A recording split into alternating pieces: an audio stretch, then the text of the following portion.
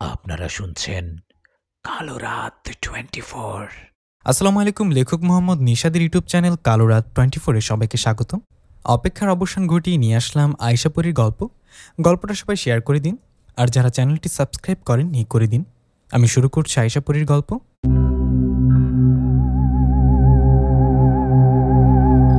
ঘড়িতে রাত 12টা। আমার কেন জানি ঘুম আসছে না, ইচ্ছে করছে বাইরে কোথাও বসে থেকে শীতল মিষ্টি বাতাস খেতে। আমার এরকম কথা শুনে আয়েশাপরী বললেন, চলো চলো। কথাটা বলে আমার বউ আয়েশাপরী আমাকে নিয়ে গেলেন পাহাড়ের উপরে। সেখানে গিয়ে আমিও আয়েশাপরী পাশাপাশি বসে আছি। আকাশে চাঁদটা ঝলমলো করছে, চাঁদের আলো আয়েশার শরীরে পড়ায় ওকে দেখতেও ভালো লাগছিল। সেখানে যাবার পর আয়েশা বললেন, কেমন লাগছে এখন? আয়েশাপরীর কথা আমি মুচকে একটা হাসি দিয়ে বললাম, অনেক ভালো। দেখছো না কত সুন্দর মিষ্টি বাতাস এসে গায়ে লাগছে। মিষ্টি মিষ্টি বাতাস বইছে চারিদিকে, জোনাকি পোকা উঠছে। চাঁদনি রাত, তুমি আমার পাশে বসে এরকম মুহূর্ত কার না ভালো লাগে বলো? আমার কথা আয়েশাপরী মুচকে এসে বললেন, তোমার ভালো লাগছে শুনে খুবই খুশি হলাম। তুমি জিনরাজ্যে যাবা নাকি এখানেই থাকবা? এখানেই থাকি, ভালো লাগছে। আমার কথা আয়েশা বললেন, ঠিক আছে। এই বলে পাহাড়ের ওপর থেকে সুন্দর মুহূর্তে দুজনে বসে গল্প করছি। এমন সময় আমাদের পেছনে হঠাৎ করে কেউ একজন আসলেন। পেছনে কারোর আওয়াজ পেয়ে আয়েশাপরী ও আমি পেছন থেকে তাকিয়ে দেখলাম ফাতেমাপরী দাঁড়িয়ে আছে। ফাতেমাপরীকে দেখে আয়েশা বললেন, আরে ফাতেমা তুমি? আয়েশাপরীর কথায় ফাতেমাপরী বললেন, কেমন আছো আয়েশা? কেমন আছেন নিশাদ ভাই? ফাতেমার কথা আমিও আয়েশা দুজনেই ভালো আছি উত্তর দেয়ায় ফাতেমাপরী বললেন, আমি আসছি একটা দাওয়াত দিতে। দাওয়াত? কিসের দাওয়াত? আয়েশাপরীর কথা জবাবে ফাতেমাপরী বললেন, আমার বিয়ে, আগামীকাল আমার বিয়ে। আমার বিয়ে তোমরা দুজন থাকলে অনেক খুশি হব। ফাতেমার কথা আয়েশা খুশি হয়ে বললেন, তোমার বিয়ে? বাহ, ভালো খবর তো। তা কাকে বিয়ে করছো? তখন ফাতেমাপরী বললেন, আমাদের পাশের রাজ্য জিন সর্দারকে। ওর নাম ইয়াসিন। কালকে তোমরা আসবে কিন্তু, কেমন? ফাতেমাপরীর কথা আয়েশাপরী বললেন, ঠিক আছে ফাতেমা, আমরা কালকে আসব। আয়েশার কথায় ফাতেমা চলে গেলেন। ফাতেমাপরী চলে যাবার পর আমি আয়েশাকে বললাম, আয়েশা চলো বাড়িতে যাই। আমার কথা আয়েশা আমাকে নিয়ে বাড়িতে আসলেন। বাড়িতে এসে দুজনে ঘুমিয়ে গেলাম। পরের দিন সকালে খাবার খাওয়ার সময় মাকে বললাম, মা আজকে একটা দাওয়াত আছে, যাবা? আমার কথায় মা বললেন, কোথায় দাওয়াত? কারোর বিয়ে বুঝি? হ্যাঁ মা, বিয়ে। তুমি কি যাবা? আমার কথায় মা বললেন, কার বিয়ে বলবি তো আগে। একটা পরী বিয়ে, যাবা তুমি? আমার কথায় মা বললেন, না না বাবা, মানুষের বিয়ে হলে ভেবে দেখতাম। আমি এসব পরীটরির বিয়ের মধ্যে নেই, তোমরাই যাও। মায়ের কথা আমি হাসতে হাসতে বললাম, জিন পরীর কথা শুনলে এত ভয় পাও কেন? তখন মা বললেন, ভয় পাবার মতো কিছু হলে ভয় পাবো না বুঝি? জিনপরীরা কি আমাদের মতো চলাফেরা করে নাকি? ওদের দেখলে তো ভয় লাগে। মায়ের কথা আমি বললাম, তাই না? তোমার পাশে বসে যে খাবার খাচ্ছে তোমার ছেলে বউ আয়েশাপরী, ওকে দেখে ভয় লাগে না? তখন মা বলল, না, বৌমা তো ভালো রূপে থাকে। তোর মতো আয়েশাপরীও আমাদের সন্তান, আমরা ওর বাবা মা, আমাদের কেন ওকে ভয় পাবো আমরা? মায়ের কথা আমি আর কিছু না বলে খাবার খেয়ে উঠলাম। সেদিন দুপুরবেলা মা আমার ঘরে গিয়ে বলল, নিশাদ, দুপুর হয়েছে, তুই বাজারের দোকানে যা, গিয়ে তোর বাবাকে বল বাড়িতে এসে খাওয়া দাওয়া করে যাবে। মায়ের কথা আমি বললাম, না না, আজকে আমি দোকানে বসতে পারবো না। তোমাকে বললাম না জিনরাজ্যে যাব, আজ ফাতেমাপরীর বিয়ে, আমি দোকানে বসবো না। তুমি খাবার দাও, আমি বাবাকে দিয়ে আসি। আমার কথায় মা বললেন, ঠিক আছে, আয়, আমি খাবার রেডি করে দিচ্ছি। কথাটা বলে মা আমাকে খাবার রেডি করে দেয়। আমি সেগুলো দিয়ে চলে গেলাম বাজারে। বাজারে গিয়ে বাবাকে খাবার দিয়ে একটু পর আবার বাড়ির দিকে আসতে লাগলাম। বাড়ি থেকে আসার সময় পথে সালাম দাদুর সাথে দেখা। সালাম দাদুর সাথে দেখা হতে বললাম, আরে কবিরাজ মশাই যে, কোথায় যাচ্ছেন শুনি? জিনের ধরা রোগীকে দেখতে যাচ্ছেন বুঝি? আমার কথায় সালাম দাদু বললেন, বাজারে যাচ্ছি আয়েশাপরীর বর, বাজার করে বাড়িতে গিয়ে সন্ধ্যাবেলা যাব একটা জিনে ধরা রোগী দেখতে। হ্যাঁ যেও, কবিরাজ মশাইয়ের তো আর এসব ছাড়া কোনো কাজ নেই। আমি আজ কোথায় যাব জানো? ফাতেমাপরীর বিয়ে খেতে, আমার বউসহ। তোমার তো আর কপাল হবে না, আমার মতো ভাগ্য পেতে কপাল লাগে। আমার কথায় সালাম দাদু হাসতে হাসতে বললেন, তোর মতো তো আর আমার পরি বউ নেই, তাই না? যা বাড়িতে যা, জিনরাজ্য থেকে ঘুরে এসে আমার সাথে দেখা করিস। সালাম দাদুর কথায় আমি বললাম, ঠিক আছে দাদু, আমি আজ ফাতেমাপরীর বিয়েতে না গেলে সন্ধ্যায় তোমার সাথে যেতাম জিনে ধরা রোগীটার বাড়ি। তা তো আর হলো না, তুমি সাবধানে যেও, কেমন? আমার কথায় দাদু বললেন, ঠিক আছে, বাড়িতে যা তাহলে। সালাম দাদুর কথায় চলে গেলাম বাড়িতে। বাড়িতে যাবার পর সেদিন সন্ধ্যাবেলা আমিও আয়েশাপরী চলে গেলাম জিনরাজ্যে ফাতেমাপরীর বিয়েতে। সেখানে গিয়ে দেখলাম অনেক সুন্দর করে সাজানো হয়েছে ফাতেমাপুরীর প্রাসাদ। ফাতেমাপুরীর বিয়ে উপলক্ষে অনেক জিনপুরীকে দাওয়াত করা হয়েছে। অনেক জিনপুরী আসছে বিয়েতে। ওখানে মনে হয় আমি একাই মানুষ, বাকি সবাই জিনপুরী ছিল। আমি ওখানে যাওয়ায় আয়েশা ফাতেমাপুরীর কাছে গেলেন। এদিকে আমি চারিদিকটা ঘুরে দেখছি। আপনাদের একটা কথা বলি, আপনারা অনেকে আমারও আয়েশাপুরীর বিষয় জানেন, কিন্তু যারা আয়েশাপুরীর নতুন গল্প পড়ছে বা শুনছে তারা হয়তো পুরোপুরি জানেন না। যারা জানেন না তাদেরকে বলছি, আমি লেখক মোহাম্মদ নিশাত। আয়েশাপুরী আমার বউ।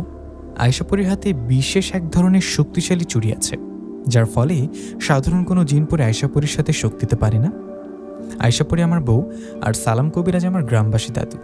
গল্প শুনতে থাকুন, সামনে আস্তে আস্তে সব বুঝতে পারবেন। এখন গল্পে ফিরি। আয়েশাপুরী ফাতেমাপুরীর কাছে যাবার পর আমি চারিদিকটা ঘুরে দেখছি।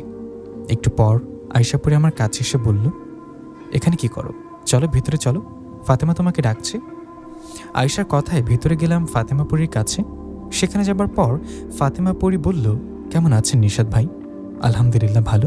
আপনার বিয়েতে এসে ভালো লাগছে, চারিদিকটা সুন্দর করে সাজানো।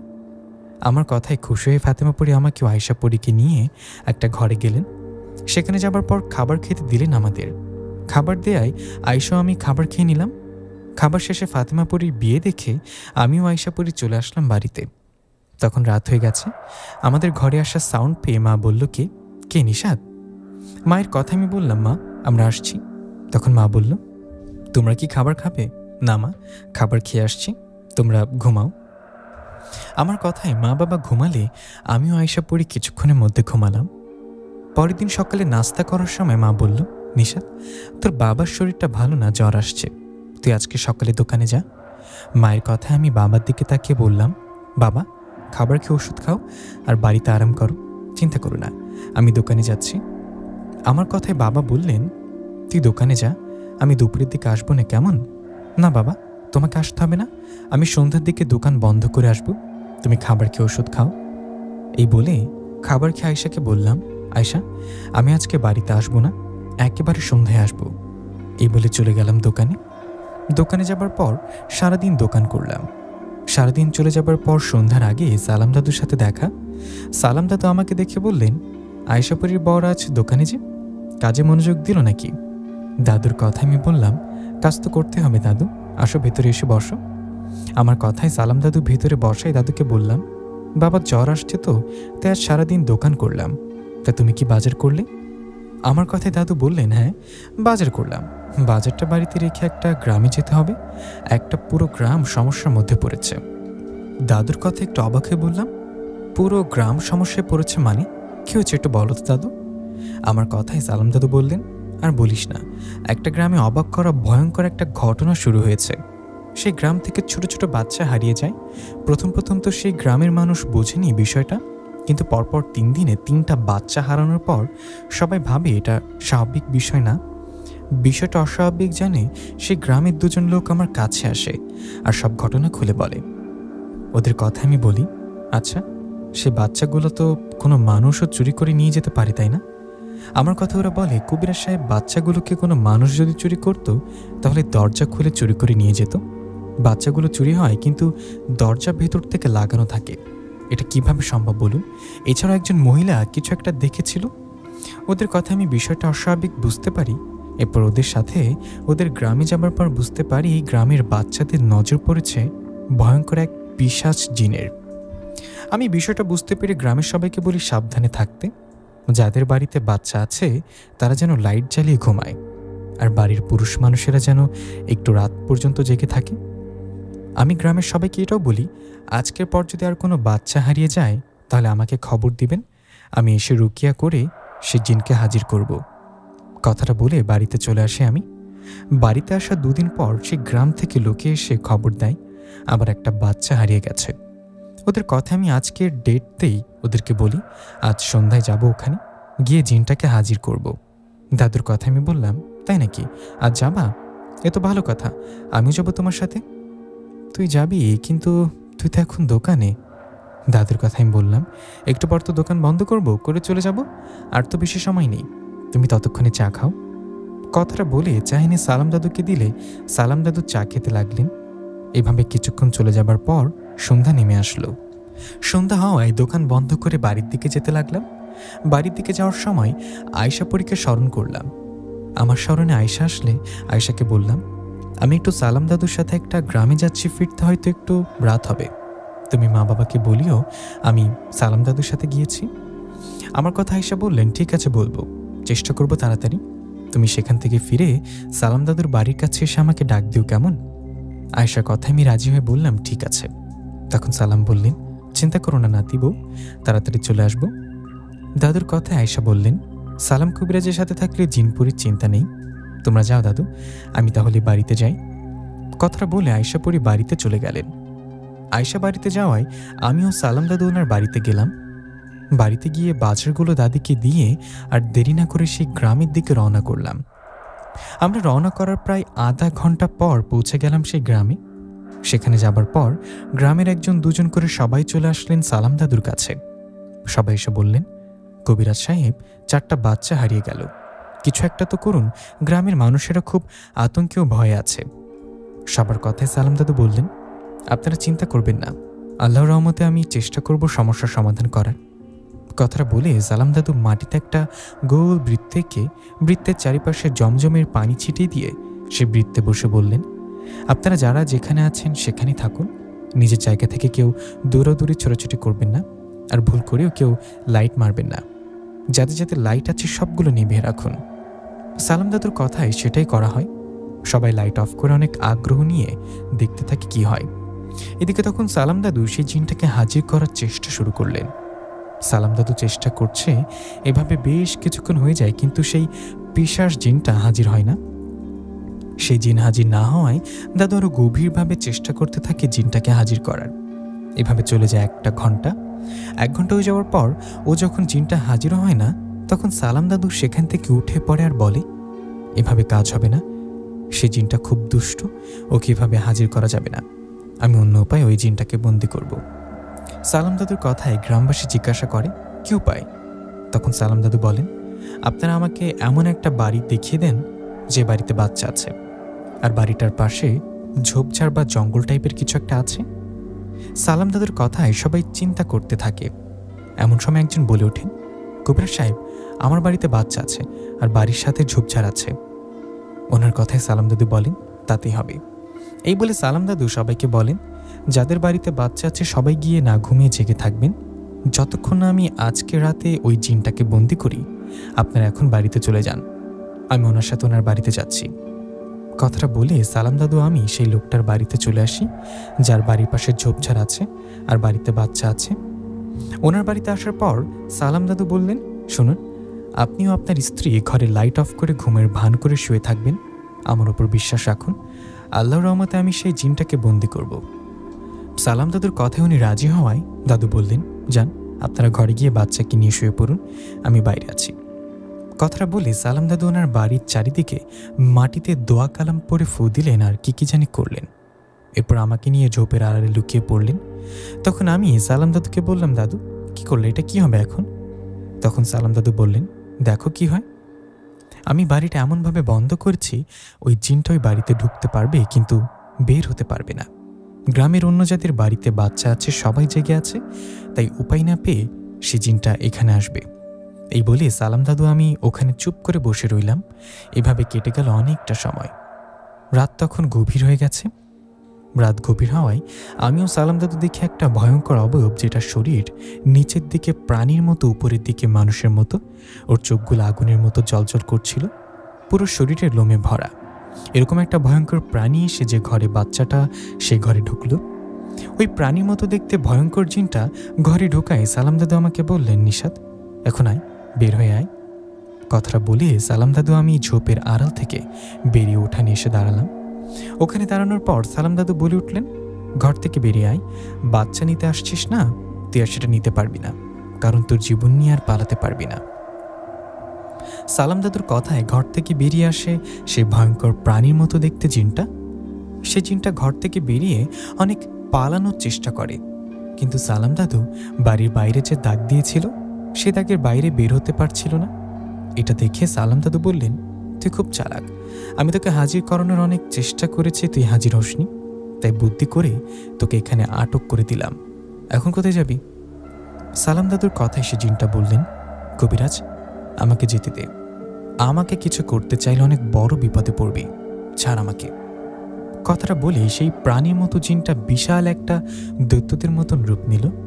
ওই জিনটার এরকম রূপ দেখে ভয়ে আমি অন্যদিকে হয়ে ঘুরে দাঁড়ালাম। তখন সালাম দাদু জিনটাকে বললেন, তুই তোর যত রকম ভয়ঙ্কর রূপ আছে নি, এতে আমি ভয় পাই না। তুই অন্যায়ভাবে এই গ্রামের বাচ্চাদের নিয়ে গিয়ে হত্যা করেছিস, এখন থেকে আর পার পাবি না। কথাটা বলে সালাম দাদু সেই জিনকে বোতলবন্দি করে ফেললেন। জিনটাকে বন্দি করে দাদু সেই বাড়ির লোকটাকে বললেন, আপনারা বেরিয়ে আসুন, আর কোনো ভয় নেই। কথাটা বলে সালাম দাদু গ্রামের সবাইকে বললেন, আমি আল্লাহর রহমতে সেই জিনটাকে বন্দি করতে সক্ষম হয়েছি। এখন থেকে আশা করি আর সমস্যা হবে না। তবু আর কোনো সমস্যা হলে আমাকে খবর দিবেন। এই বলে সালাম দাদু আমি সেই গ্রাম থেকে বাড়ির দিকে আসতে থাকি। আমরা বাড়ির দিকে আসার সময় হঠাৎ আমাদের সামনে এসে দাঁড়ায় বিশাল আকারের একটা দৈত্যাকার জিন। সেই জিনটা সামনে দাঁড়াতে আমিও সালাম দাদু দাঁড়িয়ে যাই সেখানে। এমন সময় এই জিনটা বলেন, কবিরাজ, তুই যাকে বন্ধ করেছিস ও আমাদের লোক, ওকে ছেড়ে দে।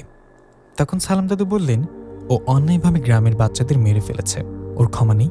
ওকে মুক্ত করে দিলেও আবারও কারোর না কারোর ক্ষতি করতে পারে, আমি ওকে ছাড়ব না। সালাম দাদুর কথায় এসে জিনটা বললেন, ওকে না ছাড়লে তুই এখান থেকে যেতে পারবি না। ওর কথায় সালাম দাদু পাশের থাকা একটা টুকরো মাটিতে হাতে নিলেন। মাটির টুকরো হাতে নিয়ে সেখানে দোয়া পড়ে সেই জিনটার দিকে ছুঁড়ে দেয়ায় জিনটা বাতাসে মিলে গেলেন। জিনটা চলে যাবার পর দাদু বললেন, নিশা, চল এবার। ও চলে গেছে। দাদুর কথায় আমি হাঁটতে হাঁটতে বললাম, দাদু, জিনটা কে ছিল?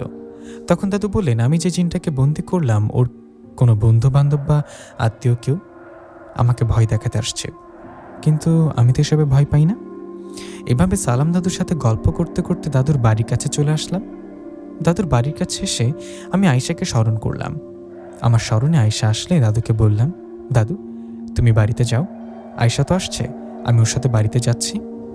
আমার কথায় সালাম দাদু বাড়িতে গেলেন। এদিকে আমি আয়েশা পরীর সাথে বাড়ির দিকে যেতে লাগলাম।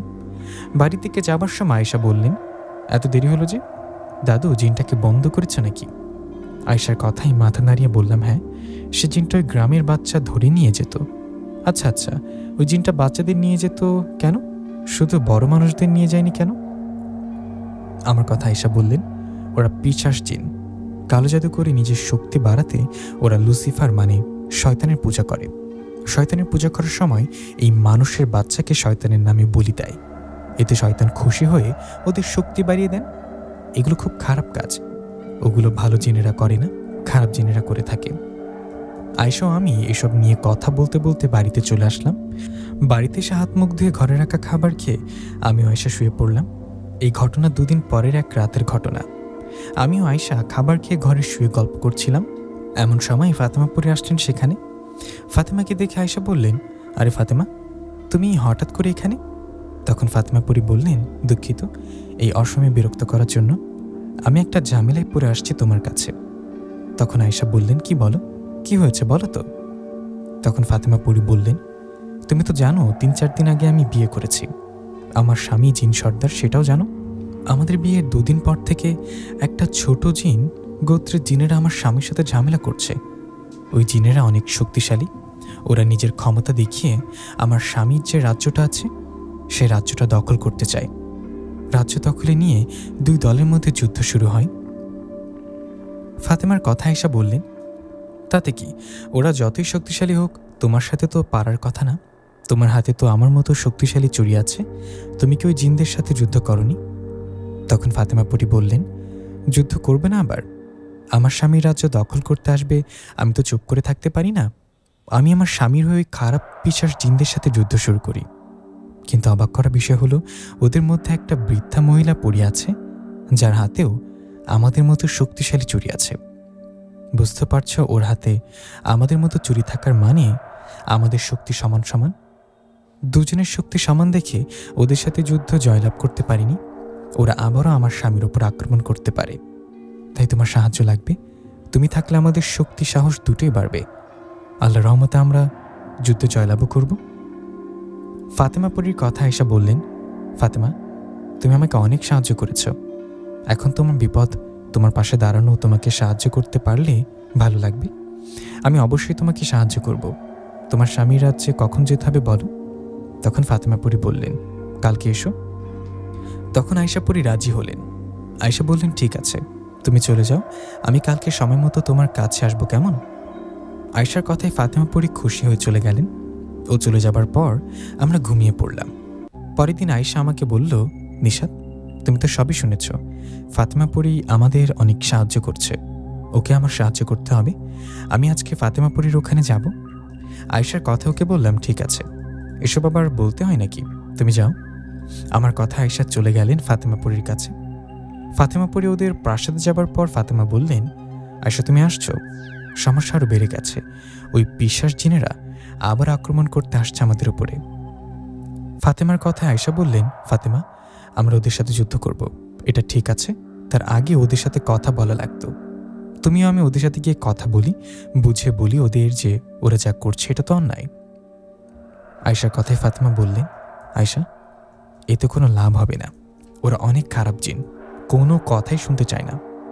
ফাতেমার কথায় আয়েশা বললেন, তুমি আমার সাথে আসো, একবার ওদের সাথে গিয়ে কথা বলি। তখন ফাতেমা বলল, ওকে চলো। এই বলে ফাতেমা আয়েশা পরী সেই পিশাচ জিনদের কাছে আসলেন।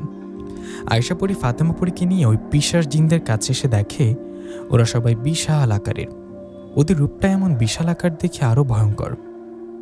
আয়েশা ওখানে আসায় ওই জিনেরা বলল, কি আয়েশা পরী, এখনো কেন আসছো এখানে? তুমি কি ভাবছো আমরা তোমার কথা জানি না? আমরা তোমার কথা জানি, কিন্তু তুমি জানো না আমাদের বিষয়। আমরা একবার বলছি যেটা, সেটা করেই ছাড়ব। আমরা এই জিন রাজ্যটা দখল করতে চাই, আমরা চাই আমাদের আদেশ হুকুম মেনে চলুক এই রাজ্য জিনেরা। ওদের কথা আয়েশা বললেন, আপনাদের কি মনে হয় না আপনারা অন্যায় করছেন? এটা ঠিক না, আপনারা এটা করতে পারেন না। আয়েশার কথায় জিনেরা বললেন, কোনটা অন্যায় কোনটা ভালো মন্দ এটা আমাদের শেখাতে আসবেন না। আয়েশা পরী, তুমি চলে যাও, যদি না যাও এই রাজ্যর সকল জিন পরীর সাথে তোমাকেও মরতে হবে। সে জিনটার কথা আয়েশা পরী ওকে এমন জোরে আঘাত করলেন যে ও ওখানেই চিৎকার দিয়ে মারা গেলেন।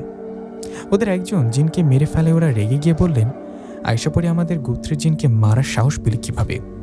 এই বলে সেই জিনেরা তাদের সকল জিনদের ডাকলেন। এটা দেখে ফাতেমা পরী তার স্বামীকে স্মরণ করলেন। ফাতেমা পরীর স্মরণে তার স্বামী তার রাজ্য জিনদের নিয়ে আসলেন। দুই দলের জিনেরা যখন এসে হাজির হলেন, তখন সেই দৈত্যের মতো পিশাচ জিনদের মধ্যে যে সর্দার উনি বললেন, আয়েশা পরী, তুই কেন আমার গোত্রের জিনকে মারলি? তখন আয়েশা বললেন, একটাকে মারছে, কথা না শুনলে সবাইকে মারব। আপনারা অন্যায়ভাবে ফাতেমা পরীর স্বামীর রাজ্য কেন দখল করতে চাইছেন? তখন সেই জিন বললেন, আমাদের নজর পড়েছে তাই, এই রাজ্যটা আমাদের ভালো লাগছে, এখানে আমাদের তন্ত্র মন্ত্র করতে সুবিধা হয়, আমরা যেটা বলছি সেটাই করব, আর সেটা এখনই। ওনার কথা আয়েশা বললেন, আপনার কি মনে হয় আপনি এই রাজ্য দখল করতে আসলে এত সহজে পাবেন? আমাদের সাথে যুদ্ধ করার আগে আমারও ফাতেমা পরীর বিষয়ে খোঁজ নিয়ে দেখা উচিত ছিল। আয়েশার কথায় সে জিনটা হাসতে হাসতে বলল, আয়েশা পরী, নিজেদের কি ভাবিস? তোরও ফাতেমা পরীর মতো আমাদের কাছেও একজন পরী আছে, আমাদের পরীর কাছেও তোদের মতো শক্তিশালী চুড়ি আছে। এই বলে জিনটা ইশারা করে ওখানে আসলেন একজন বয়স্ক মহিলা পরী, যে দেখতে অনেক ভয়ঙ্কর ডাইনির মতো। ওই ডাইনি এসে আয়েশা ও ফাতেমা পরীকে বললেন, আয়েশা পরী, ফাতেমা পরী, নিজেদের অনেক শক্তিশালী ভাবিস তাই না? সাহস থাকলে আমার সাথে লড়াই কর। সেই ডাইনির কথায় আয়েশা পরী ও ফাতেমা পরী একে অপরের দিকে তাকিয়ে এক মুহূর্তে সে ডাইনির উপর ঝাঁপিয়ে পড়লেন, আর ডাইনিটা দুজনের আঘাত করতে লাগলেন। সে ডাইনির হাতে আয়েশা পরীর মতো চুরি ছিল। ডাইনিও আয়েশা পরীর মতো শক্তিশালী, কিন্তু এখানে ফাতেমা পরী ও আয়েশা পরী দুজনে ধরেছে ওই ডাইনিকে। আয়েশা ও ফাতেমা পরী ডাইনিকে আঘাত করছে। ওইদিকে সেই দৈত্য আকারের মতো জিনেরা ফাতেমা পরীর স্বামী ও তার রাজ্য জিনেদের সাথে যুদ্ধ শুরু করেছে। আয়েশা পরী ও ফাতেমা পরী সেই ডাইনিকে আঘাত করতে করতে কিছুক্ষণের মধ্যে দুর্বল করে আহত করে ফেলে রাখলেন। ডাইনিকে আহত করে ফেলার পর ফাতেমা পরী ও আয়েশা সেই দৈত্য আকারের জিনদের সাথে যুদ্ধ করতে লাগলেন। আয়েশা পরী সেই জিনদের ধরে মেরে ফেলেছে। এভাবে জিনদের আঘাত করে মেরে ফেলার সময় আয়েশা পরী একটা বয়স্ক জিনকে ধরে আঘাত করে মেরে ফেলে, কিন্তু অবাক করা বিষয় হলো সেই জিনটা মারা যায় না, ও আবার উঠে দাঁড়ায়।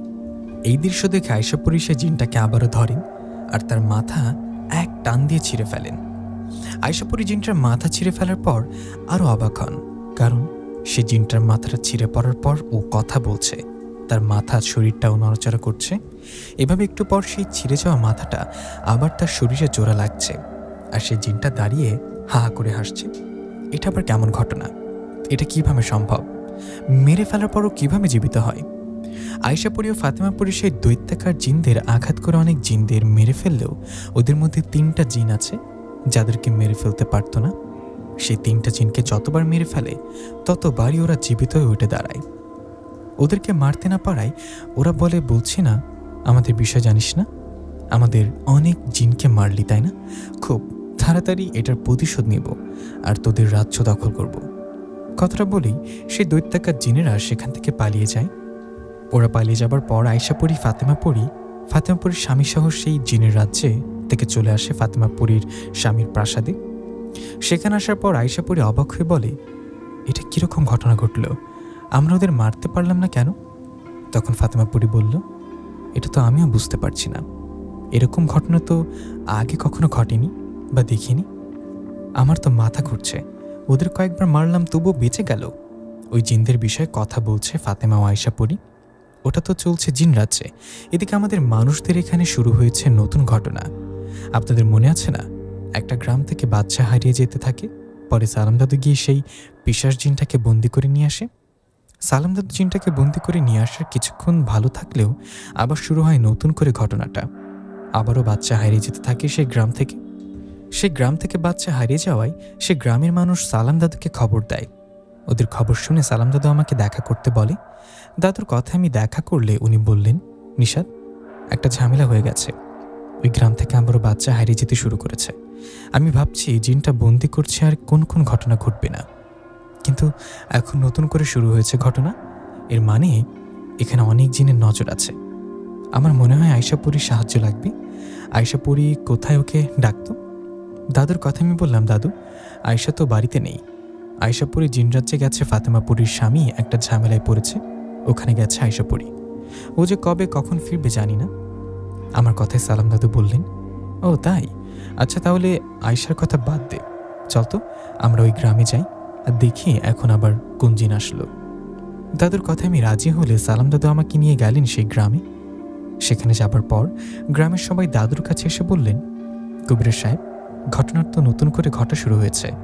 বাড়ি থেকে বাচ্চা হারিয়ে যায়, আদরের সন্তানদের হারিয়ে আমাদের মনের অবস্থা কেমন একবার ভাবুন, আপনি কিছু একটা করুন।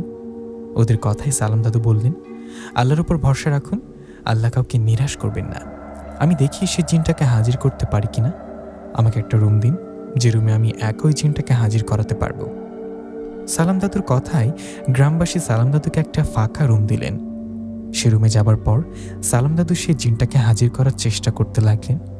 বেশ কিছুক্ষণ পর সে জিনটা তার ভয়ঙ্কর রূপ নিয়ে সালাম দাদুর সামনে এসে হাজির হলেন। সে জিনটা হাজির হয়ে সালাম দাদুকে বললেন, কবিরাজ, আমাকে কেন ডাকছিস বল। তখন সালাম দাদু বললেন, কেন ডাকছি জানিস না? তুই কে? এই গ্রাম থেকে বাচ্চা নিয়ে যাচ্ছিস কেন? আমি যে জিনটাকে বন্দি করেছি এর আগেও তো তোর কি হয়? তখন সে জিন বলেন, সালাম, তুই যাকে বন্দি করেছিস ও আমাদের গোত্রের জিন। আমরা সংখ্যা অনেক, তুই আমাদের কিচ্ছু করতে পারবি না। আমাদের একটা না, দুইটা না, 7টা বাচ্চার দরকার। আমরা এই 7টা বাচ্চাকে শয়তানের নামে বলি দিলে আমাদের গোত্রের জিনদের শক্তি অনেক গুণ বেড়ে যাবে। আমরা তখন জিন রাজ্যে রাজত্ব করব। তোর যদি জীবনের মায়া থাকে তো চলে যায় এখন থেকে। ওই জিনটার কথায় সালাম দাদু বললেন, আমাকে ভয় দেখাবি না, আমি তোর হুমকিতে ভয় পাই না। তোর একজন সঙ্গীকে বন্দি করেছি, তুই যদি এই গ্রাম ছেড়ে না যাস তাহলে তোকেও বন্দি করব। দাদুর কথায় সে জিনটা হাসতে হাসতে বললেন, সালাম, আমার গোত্রের জিনদের তুই চিনিস না, তুই কয়েকজনকে বন্দি করবি। যতক্ষণ আমরা 7টা বাচ্চাকে নিয়ে যেতে না পারবো ততক্ষণ ছাড়বো না। এখানে একটা নিয়ম আছে, যে গ্রাম থেকে বাচ্চা নিবে প্রথমে সেই গ্রাম থেকে বাকি বাচ্চাগুলোকেও নিতে হবে, অন্য গ্রাম থেকে নিলে হবে না। আমরা এই গ্রাম থেকে 5টা বাচ্চা নিয়েছি, আর 2টা বাচ্চা নিলে চলে যাব। ওর কথায় সালাম দাদু বললেন, 2টা বাচ্চা কেন, একটাও পাবি না, দরকার হয় তোর গোত্রের সকল জিনদের সাথে যুদ্ধ করব। এই বলে সালাম দাদু সে জিনটাকেও বোতলবন্দি করলেন। ওকে বন্দি করে সালাম দাদু বাইরে বেরিয়ে আসলেন। সালাম দাদু বাইরে এসে সবাইকে বললেন, আমি এই জিনটাকে বন্দি করছি। আসলে এখানে ঘটনা হলো, আপনাদের গ্রামে একটা জিন না, একটা পুরো জিন গোত্রের নজর পড়ছে। ওই জিনদের দরকার 7টা বাচ্চা। ওরা অলরেডি 5টা বাচ্চাকে নিয়েছে, আরও 2টা বাচ্চা নেওয়ার কথা বলছে। তা এখন থেকে সাবধানে থাকবেন যাদের বাড়িতে ছোট বাচ্চা আছে। আমি 2 জন জিনকে বন্দি করছি, এরপরে যে আসুক সবাইকে আল্লাহর রহমতে বন্দি করবো, আপনারা চিন্তা করবেন না। এই বলে সালাম দাদু আমি সেই গ্রাম থেকে চলে আসি বাড়িতে। ওইদিকে জিনরা যে আয়েশা পরি ফাতেমা পরি স্বামীর প্রাসাদে বসে আছে।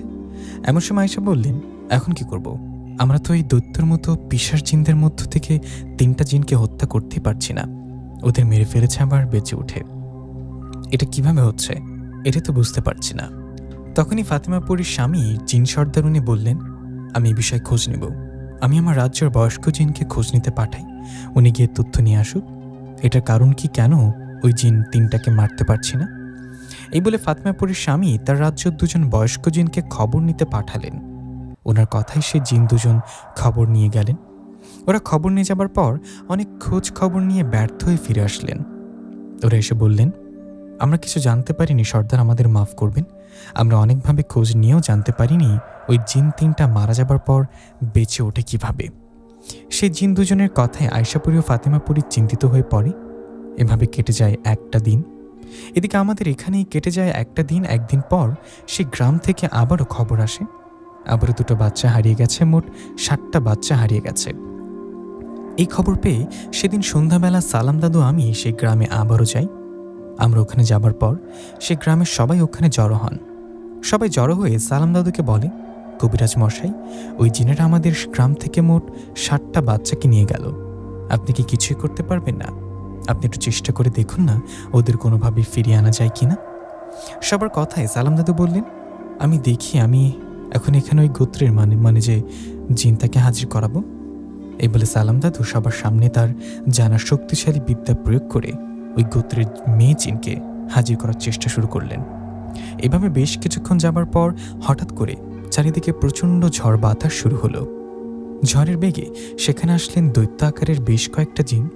সে জিনদের দেখে গ্রামবাসী যে যেদিকে পারে দৌড়ে পালায়। সবাই পালিয়ে যাবার পর সালাম দাদু কিছু করার আগেই সেই জিনেরা সালাম দাদু আমাকে ধরে নিয়ে যান তার রাজ্যে। ওইদিকে জিন রাজ্যে একদিন চলে যাবার পরের দিন আয়েশা পরি ফাতেমাকে বললেন, ফাতেমা, ওই পিশাচ জিনেরা যে কোনো সময় আমাদের উপর আবার আক্রমণ করতে পারে, আমাদের প্রস্তুত থাকতে হবে। আয়েশা পরির কথা শেষ হতে না হতেই প্রাসাদের বাইরে থেকে আওয়াজ আসলো, আর তখনই একজন জিন এসে খবর দিলেন যে ওই দৈত্যর মতো পিশাচ জিনেরা আক্রমণ করছে, ওরা ওদের সৈন্য নিয়ে নিজের প্রাসাদের বাইরে দাঁড়িয়ে আছে। এই কথাটা শুনে আয়েশা পরি, ফাতেমা পরি ও ফাতেমা পরির স্বামী প্রাসাদ থেকে বাইরে বের হয়ে আসেন। ওরা বাইরে এসে দেখে ঠিকই ওই দৈত্যের মতো পিশাচ জিনেরা দাঁড়িয়ে আছে। ওদের দেখে আয়েশা পরি বলল, আপনারা আবার কেন আসছেন? আপনাদের অনেক জিনকে হত্যা করেছে, এর পরও কি আপনাদের শিক্ষা হয়নি? আয়েশা পরির কথায় ওদের মধ্য থেকে যেন মেয়ে যে 3 জন পিশাচ জিন আছে যাদেরকে মেরে ফেলা যায় না, সেই 3 জন বলে ওঠে, আয়েশা পরি, আমাদের জিনেদের মেরে ফেলেছ বলেই তো রাগটা আরো বেশি উঠছে। আমরা তোমাদের কাউকে ছাড়ব না, সবাইকে মারবার সাথে এই রাজ্যটা দখল করব। ওদের কথায় ফাতেমা পরি বললেন, আমাদের মারা কি এতই সোজা? আপনাদের যে বাকি সৈন্য জিনেরা আছে সবাইকে যদি হারাতে না চান তাহলে এখান থেকে পালিয়ে যান, নইলে ওদের সবার মৃত্যু হবে আমার ও আয়েশার হাতে। ফাতেমা পরির কথায় জিনেরা বললেন, ফাতেমা পরি, আয়েশা পরি, তোমরা শোনো, তোমরা আমাদের আর কোনো জিনকে হত্যা করতে পারবে না, কারণ আজকের পর থেকে আমাদের সকল জিনেরা অনেক শক্তিশালী হয়ে যাবে। কারণ আজকে আমরা 7 জন মানুষের বাচ্চাকে শয়তানের নামে বলি দিয়ে নিজেদের শক্তি দ্বিগুণ করব। আয়েশা পরি, এটা ছাড়াও আরেকটা চমক আছে। এই বলে সেই জিনেরা হাত ইশারা করলে ওদের জিনেরা 7টা বাচ্চাকে নিয়ে ওখানতে আসে, সাথে ধরে নিয়ে আসে সালাম দাদু আমাকেও সালাম দাদুকে দেখে আয়েশা পরি, ফাতেমা পরি ওরা অবাক হয়ে বলে, আরে তোমরা এখানে কিভাবে আসলা? এদিকে আয়েশা পরি, ফাতেমা পরিকে দেখে আমিও সালাম দাদু আমরা অবাক হয়ে আছি। আমি জিজ্ঞাসা করলাম, আয়েশা, ফাতেমা, তোমরা এখানে? আমার কথা শুনে আয়েশা বললেন, তোমাদের এখানে কি জন্য নিয়ে আসলো? আয়েশার কথা জবাবে ওকে সব ঘটনা খুলে বললাম। সব শুনে আয়েশা পরি আমাকেও সালাম দাদুকে বললেন, ওই গ্রাম থেকে যে জিনেরা বাচ্চা ধরে নিয়ে আসতো আর এখানে ফাতেমা পরির স্বামীর রাজ্য দখল করতে যে জিনেরা আসছে এরা একই জিন, এরা সবাই এক গোত্রের। দৈত্যের মতো পিশাচ জিনেরা সেই গ্রাম থেকে বাচ্চা ধরে নিয়ে আসতো যেন ওদের বলি দিয়ে শক্তিশালী হওয়া যায়। এদিকে আবার তারাই ফাতেমা পরির স্বামী রাজ্যটা দখল করতে চায়। আয়েশা পরির কথায় সেই দৈত্যের মতো পিশাচ জিনের মধ্যে একজন বললেন, আয়েশা পরির চমকটা কেমন হলো? আমাদের শক্তি বাড়াতে 7টা বাচ্চার প্রয়োজন ছিল। সেই জন্য আমাদের গোত্র থেকে একটা জিন যেত ওই মানুষের গ্রামে বাচ্চা নিয়ে আসতে। আমাদের গোত্রের জিন ওই গ্রাম থেকে বাচ্চা নিয়ে আসতে গিয়ে এই সালাম কবিরাজের কাছে বন্দী হন। তারপর আবারও আরেকটা জিনকে পাঠাই, সেও গিয়ে বন্দী হন। পরপর 2টা জিনকে বন্দী করায় আমরা রেগে গিয়ে কবিরাজ ও কবিরাজের সাথে আসা এই নিষাদ নামে ছেলেটাকে তুলে নিয়ে আসি। ওদেরকে ধরে নিয়ে আসার পর খোঁজ নিয়ে জানতে পারি এই নিষাদ নামে ছেলেটা তোমার স্বামী ও সালাম কবিরাজ তোমাদের দাদু। আমরা ওদের ধরে নিয়ে আসছি, ওরা এখন আমাদের কাছে বন্দী। আয়শা পরে এখন কি করবি আমার? এখন আমাদের উপর আক্রমণ করতে আসলেই তোর স্বামী ও এই কবিরাজকে এখানেই মেরে ফেলব। ওই পিশাচ জিনটার কথা আয়শা বললেন, আমার স্বামী আমার জীবন, আমার স্বামী সালাম দাদু সহ গ্রামের যত বাচ্চা আছে, কারো যদি এক ফোঁটাও ক্ষতি হয় তাহলে তোদের তো মারবই, তোদের বংশের কাউকে বাঁচিয়ে রাখবো না। আয়শাপরির কথায় দৈত্যের মতো পিশাচ জিনের মধ্যে ওই 3জন জিন একটু সামনে এগিয়ে আসলেন। ওরা এগিয়ে এসে বললেন, তোর যদি এতই শক্তি তাহলে আমাদেরকে মেরে ফেলে দেখা। ওদের কথা আয়শা কিছু বললেন না, কারণ ওদেরকে মেরে ফেলে ওরা আবারও বেঁচে যায়। তখন ওই জিনেরা বললেন, আয়শাপুরি শোন, তোর স্বামী সালাম কবিরাজ সহ গ্রামের 7টা বাচ্চা আমাদের কাছে বন্দী থাকলো। আমরা একটা দিন সময় দিলাম, কালকের মধ্যে যদি আমাদের ইচ্ছাকৃতভাবে এই রাজ্যটা ছেড়ে না দেয় তাহলে কালকেই নিষাদ ও সালাম কবিরাজকে মেরে ফেলব। সাথে ওই 7টা বাচ্চাকে বলি দিয়ে আমরা হব শক্তিশালী। আমরা শক্তিশালী হয়ে তোমাদের সাথে যুদ্ধে এই রাজ্য দখল করব। এই বলে সেই দৈত্যের মতো পিশাচ জিনেরা আমাকে সালাম দাদু সহ বাচ্চাদের ধরে তাদেরকে সাথে নিয়ে সেখান থেকে চলে যায়। ওরা চলে যাবার পর আয়শাপুরি কান্না করে ফেলে। ঝামেলার উপর যেন আরও ঝামেলা এসে পড়ল। যদিও আয়শা ও ফাতেমাপুরি ওই জিনদের সাথে যুদ্ধ করত, কিন্তু আমাকেও সালাম দাদুকে ধরে নিয়ে আসার ওরা আর যুদ্ধ করার সাহস করছে না। আয়শার কান্না দেখে ফাতেমাপুরি আয়শাকে শান্ত করে বলল, আয়শা কান্না করো না, আমাদের আগে এই তথ্যটা নিতে হবে ওই পিশাচ 3টা জিনকে কেন মেরে ফেলা যাচ্ছে না। এর কারণটা আগে জানলে তখন আমাদের ওদের উপর আক্রমণ করতে সুবিধা হবে। ফাতেমাপুরির কথা আয়শা বললেন, আমাদের বড় বাবা জিনকে ডাকতে হবে। বড় বাবা তো বয়স্ক অভিজ্ঞ জিন, উনি হয়তো এই বিষয় জানতে পারে। এই বলে আয়শা বড় বাবা জিনকে মনে মনে স্মরণ করলেন। আয়শার ডাকে বড় বাবা জিন আসলে আয়শা সালাম দিয়ে বলেন, বড় বাবা একটা ঝামেলায় পড়ে আপনাকে ডাকলাম।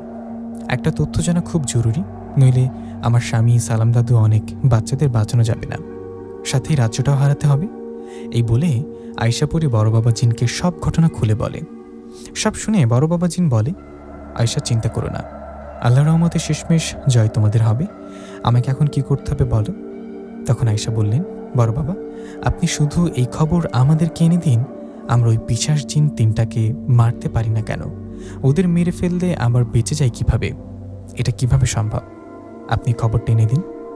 আয়শার কথায় বড় বাবা জিন বলেন, আয়শা আমার খবর নিতে যেতে হবে না, আমি এই বিষয় জানি। আমার ওস্তাদ জিন একদিন এই বিষয় বলেছিল, তোমার ওই 3টা জিনকে মারতে পারো না, মারলে আবার বেঁচে উঠবে। এর কারণ কি জানো? এর কারণ ওই 3টা জিন তাদের আত্মাকে বন্দি করে রাখছে একটা জায়গায়। ওই 3টা জিন লুসিফার মানে সরাসরি শয়তানের পূজা করে। ওরা দীর্ঘদিন শয়তানের পূজা করে নিজের মধ্যে ওই শক্তিটা নিয়ে আসছে। ওই 3টা ওদের আত্মা এমন একটা জায়গায় বন্দি করে রাখছে, সেটা হয়তো ওরা ছাড়া কেউ জানে না। ওদের আত্মা অন্য জায়গায় বন্দি থাকার কারণে তোমরা ওদের মেরে ফেলতে পারো না। ওদেরকে মারতে হলে ওদের আত্মাকে খুঁজে বের করে মেরে ফেলতে হবে। তোমাদের একটু খুলে বলি, ধরো ওই জিন 3টার আত্মা যেখানে বন্দি, তোমরা যদি সেখানে যাও, সেখানে গিয়ে দেখবা ওই জিন 3টা সেখানে। ওগুলো হলো যে ওদের আত্মা। আর এখানে যারা তোমাদের সাথে যুদ্ধ করে, এগুলো মনে করো শুধু শরীর, এই শরীরের ভেতর ওদের আত্মা নেই, তাই এদেরকে মারতে পারো না। এদেরকে মারতে হলে ওই আত্মাগুলোকে মেরে ফেলতে হবে, তাহলে এরা এমনিতেই মারা যাবে। এখন কথা হলো, ওই 3টা জিন কোথায় যে ওদের আত্মা বন্দি করে রাখছে সেটা কে বা জানে। এই বিষয় জানতে গিয়ে অনেক গভীরে গিয়ে নিখুঁতভাবে তথ্য নিতে হবে। আমি এই বিষয়ে তথ্য নিতে এখনই বেরিয়ে পড়ছি। আশা করি এই বিষয়ে জেনে তারপর ফিরব। বড় বাবা জিনের কথায় ফাতেমাপুরি বললেন, বড় বাবা আপনাকে যে কি বলে ধন্যবাদ দিব, আপনি আমাদের এত তথ্য দিলেন। এখন যদি ওদের আত্মা কোথায় বন্দি করা আছে এটা জানতে পারেন, অনেক উপকার হয়। কালকের মধ্যে এটা জানতে না পারলে অনেক সমস্যা হয়ে যাবে। ফাতেমার কথায় বড় বাবা জিন বলেন, আমি চেষ্টা করব কালকের আগে জানার। এই বলে চলে গেলেন বড় বাবা জিন। বড় বাবা জিন চলে যাবার পর আয়শাপুরি ও ফাতেমাপুরি অপেক্ষা করতে থাকেন। ওইদিকে কালকেই ওই জিনেরা আমাকেও সালাম দাদুকে মেরে ফেলবে যদি জিন রাজ্যটা ওদের দিয়ে না দেয়া হয়। এইসব চিন্তায় কেটে গেল সেই দিনটা। পরের দিন কথা মতো আয়শা পরী, ফাতেমা পরীর স্বামীও তাদের রাজ্যর হাজার হাজার জিন চলে গেল ওই পিশাচ জিনদের কাছে। ওদের কাছে যাবার পর আয়শা পরী ও ফাতেমাকে দেখে বলল, ফাতেমা পরী, আয়শা পরী, তোমরা কি ভাবলা? আমাদের কথায় কি রাজি নাকি রাজি না? এই জিন রাজ্য আমাদের করে ছেড়ে দিবে কিনা? এখন থেকে আমরা এই জিন রাজ্য শাসন করব। ওদের কথা আয়শা বললেন, না, আপনাদের অন্যায়ভাবে এই রাজ্য দখল করতে দেব না। আপনাদের শেষবারের মতো বলছি, সালাম দাদু, আমার স্বামী নিষাদ ও গ্রামের সকল বাচ্চাদেরকে আমাকে ফিরিয়ে দিন। বাঁচতে চাইলে যা বলি তাই করুন। আয়শার কথাই জিনরা বলতে শুরু করলেন। ওরা বললেন, আয়শা, তুমি আমাকে বাঁচার কি সুযোগ দিবা? আমি তোমার স্বামী সহ সবাইকে বাঁচার একটা উপায় বলছিলাম, কিন্তু তোমরা এতে রাজি না। তাই এখন তোমাদের সবাইকে মারব। তার আগে এই বাচ্চাদের বলি দিয়ে নেই আগে। এ বলে সেই পিচার জিনটা অন্য জিনদের আদেশ করলেন বাচ্চাগুলোকে সামনে নিয়ে আসতে। ওর কথায় অন্য জিনেরা বাচ্চাগুলোকে নিয়ে এসে লাইন অনুযায়ী শুয়ে দিলেন। সবাইকে শুয়ে দেওয়ার পরপর ওই তিনটা শক্তিশালী জিন যাদের মেরে ফেলা যায় না, সেই তিনটা জিন ধারালো ছুরি হাতে নিয়ে বাচ্চাগুলোর দিকে এগিয়ে যেতে লাগলেন। এটা দেখে আয়শা পরী, ফাতেমা পরী সহ সবাই বলতে লাগলেন, না, এটা করো না, থামো। তখন ফাতেমা পরীর স্বামী জিন সর্দার বলে উঠলেন, ঠিক আছে, আমি রাজি। আমি এই রাজ্য তোমাদের করে দিব। আমি সর্দার থেকে সরে যাব। আজ থেকে তোমরা এই রাজ্য শাসন করবা, তবু বাচ্চাগুলোকে মারবে না। ফাতেমা পরীর স্বামীর কথায় ওই পিচার জিনেরা বললেন, তোমার রাজ্য আমাদের করে দিবা, এই জন্য আমরা আয়শা পরীর স্বামী ও সালাম কবিরাজকে ফিরিয়ে দিতে পারি, কিন্তু এই বাচ্চাগুলোকে ছাড়তে পারবো না। এদেরকে আমাদের শক্তি বাড়াতে বলি দিতেই হবে। এই ভেবে সেই জিনেরা বাচ্চাগুলোকে বলি দিতে যাবে এমন সময় বড় বাবা জিন এসে ওদের আঘাত করে ফেলে দিলেন। এদিকে তখনই সেকেন্ডের মধ্যে ফাতেমা পরী ওই পিছার জিনদের ওপরই ঝাঁপিয়ে পড়লেন আর আঘাত করতে লাগলেন। শুধু ফাতেমা পরী, আয়শা পরী না, ফাতেমা পরীর স্বামীর রাজ্যের যত জিন আছে সবাই দত্তর মতো পিচার জিনদের ওপর ঝাঁপিয়ে পড়লেন। এইভাবে বেশ কিছুক্ষণ যুদ্ধ হলো ওদের মাঝে। বেশ কিছুক্ষণ যুদ্ধ হবার পর আয়শা পরী, ফাতেমা পরী, বড় বাবা জিনসহ সবাই ওই পিচাস জিনদের মধ্যে মেন তিনটা জিনকে ছাড়া সবাইকে ওখানে মেরে ফেললেন। সকল জিনকে মেরে ফেলে আয়শা পরী আমাকে ও সালাম দাদুকে ওদের কাছে নিয়ে আসলেন। সাথে নিয়ে আসলেন ওই সকল বাচ্চাকে। সবাই নিজের দিকে নিয়ে আসায় আয়শা ও তিনটা জিনকে বললেন, কি বলছিলাম না সবাইকে শেষ করব? আপনাদের গোত্রের আর একটা জিনও বেঁচে নেই, আপনারা তিনজন ছাড়া। সবার মতো আপনারাও কি মরতে চান? আয়শার কথায় তিনটা জিন হাসতে হাসতে বলল, আয়শা পরী, তুই কেন? দুনিয়াতে যত জিন আছে সবাই আসলেও এখন আমাদের তিনজনকে মারতে পারবে না। আমাদের মারলে আমরা আবারও বেঁচে উঠব। তুই কি ভেবেছিস আমাদের সকল জিনদের মেরে তোর স্বামী সালাম কবিরাজ ও মানুষের 7টা বাচ্চাকে উদ্ধার করে তোদের কাছে নিয়েছিস? না, তোর ওদের নিতে পারিসনি।